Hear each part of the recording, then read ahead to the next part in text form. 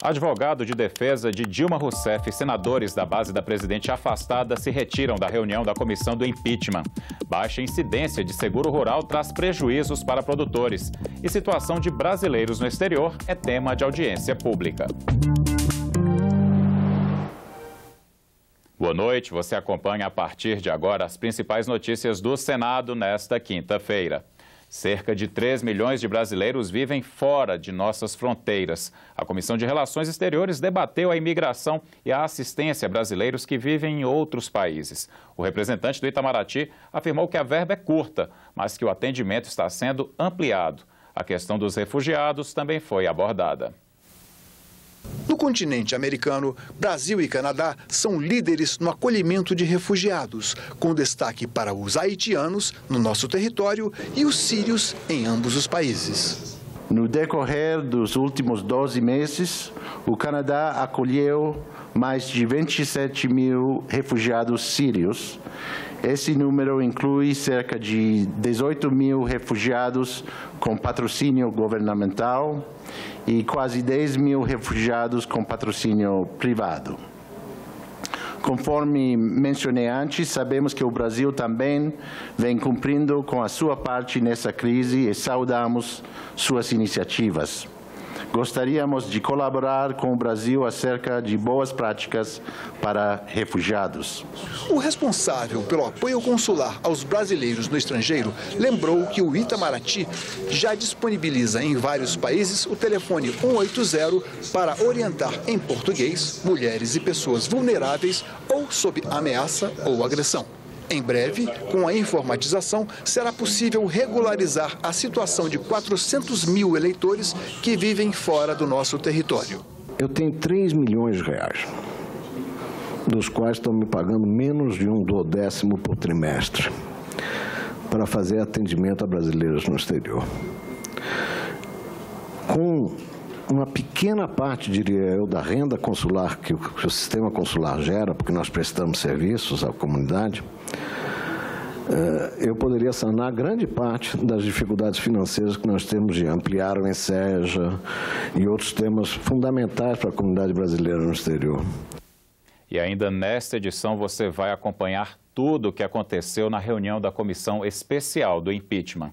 A valorização das carreiras e a melhoria das condições de trabalho de bombeiros e policiais militares foram discutidas em audiência pública na Comissão de Direitos Humanos. A saúde do policial e do bombeiro militar, a adequação e manutenção das viaturas e os planos de carreira foram alguns dos assuntos trazidos à discussão pelos participantes da audiência. A gente sabe que ela é uma viatura inadequada. Nós não temos, no nosso país, viaturas preparadas ou fabricadas para a atividade policial militar.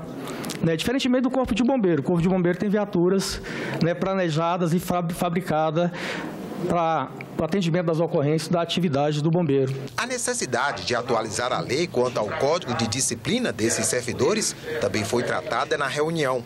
Alguns deles elogiaram o exemplo de Minas Gerais, que atualizou o Código, acabando com a pena de prisão disciplinar. As punições disciplinares elas se assemelham muito ao direito penal, aos crimes, embora não é a mesma coisa. A lei de Minas Gerais, ela redundou, na verdade, em outro projeto, que as demais legislações que, porventura, vierem no futuro, não poderão ter a prisão disciplinar.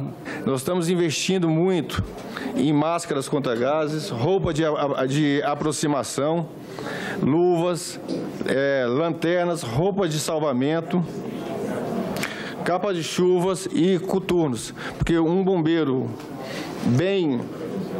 bem trajado no socorro, ele não será mais uma vítima, e sim ele vai corresponder aos anseios da pessoa que lá se encontra. O policial, ele é muito mais alguém que tem que respeitar os direitos humanos, ele é um promotor, mas aí vem um detalhe, ninguém dá o que não tem. Por isso, é preciso que a gente tenha uma visão ampliada da importância do policial nesse cenário contra o promotor de direitos humanos. A Comissão de Agricultura discutiu hoje o seguro rural no Brasil. De acordo com parlamentares, representantes do governo e das seguradoras, a baixa incidência de seguro no campo gera prejuízos para os agricultores e para a União. Apenas 20% da área agrícola do país é coberta com o seguro rural. Além disso, parte deste seguro cobre os empréstimos tomados pelos agricultores aos bancos oficiais, mas não garante as perdas de safras causadas por eventos climáticos. De acordo com dados do Tribunal de Contas da União, o Brasil investe por ano na safra agrícola o correspondente a 20% do PIB nacional. A falta de seguro tem gerado perdas anuais de 2 a 4 bilhões de reais nos últimos 10 anos. Os agricultores são obrigados a renegociar, alongar e até mesmo a pedir o perdão de suas dívidas em função de secas, geadas e inundações. A subvenção dos seguros por parte do governo é outro problema. Com essa insegurança que causa para o mercado, que o governo planeja um montante e não consegue executar. Gera uma insegurança, uma expectativa, o mercado não consegue se organizar, seguradoras poderem reinvestir para ampliar seus negócios, novas seguradoras também ingressarem no mercado. Existe uma dificuldade imensa que disso ocorrer. O representante do Ministério da Agricultura admitiu as dificuldades em executar os montantes destinados à subvenção do seguro e forneceu os números do biênio 2015-2016. Desse total de 967 milhões, nós pagamos efetivamente 560 milhões. Restaram 407 milhões. Desses 407 milhões, nós pagamos em 2016, no começo de 2016, 190 milhões. Então, fica ainda pendente, isso é importantíssimo ressaltar, fica pendente 217 milhões que ainda não foram pagos. O senador Valdemir Moca afirmou que o modelo de seguro no país está defasado e não atende às necessidades dos agricultores e da economia do país. Nós temos uma safra de 160 bilhões de reais. Nós estamos falando de 400 milhões. Orçamentário. Isso não é financeiro. Essa questão do seguro rural, em se tratando do Brasil, na minha avaliação, ela tem que recomeçar.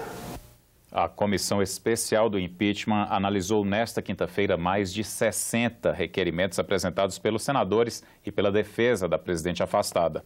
O clima esquentou e a base de Dilma Rousseff se retirou da reunião.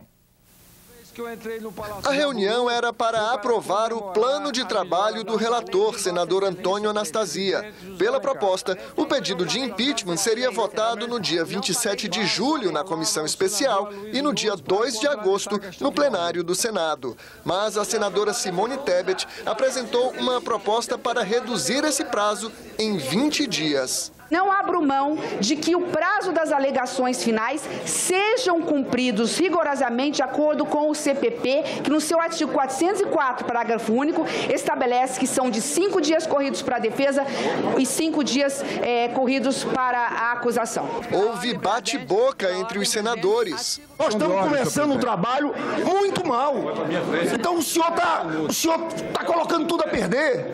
Então esse apelo aqui, os senhores têm que nos escutar. O direito de defesa. Não é justo o que os senhores querem fazer. Antecipar, cortar 20 dias do que foi apresentado pelo senador Anastasia, que já foi um prazo curto.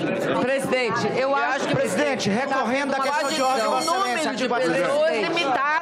a defesa da presidente Dilma Rousseff foi contra. Eu sugeriria que nós nos reuníssemos com o presidente do Supremo Tribunal Federal para evitar essa litigiosidade.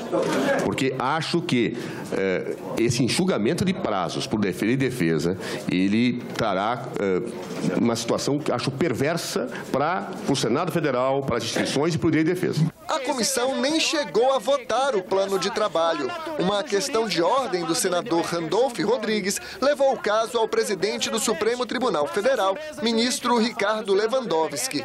E a decisão ficou para a semana que vem. Para que possamos, em função já dessa decisão tomada, a gente analisar e ter a informação se vamos continuar com esse cronograma novo que foi apresentado ou com o cronograma anterior de 1992. Na defesa apresentada esta semana, o advogado de Dilma Rousseff propôs uma série de diligências para os trabalhos da comissão. uma auditoria internacional para analisar as denúncias contra a presidente afastada e a inclusão de gravações da delação premiada do ex-presidente da Transpetro, Sérgio Machado.